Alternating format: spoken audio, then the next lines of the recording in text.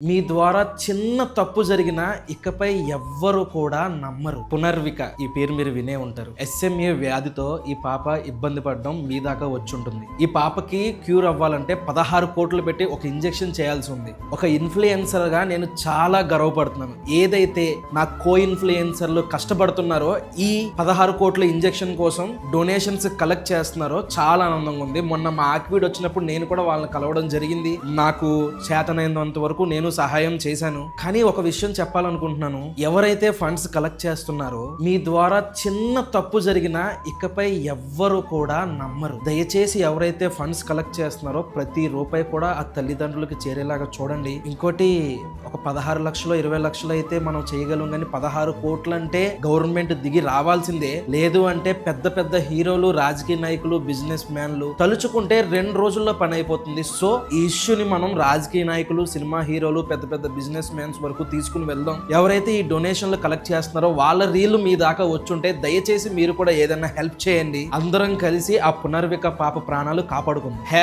#Save Punarvika.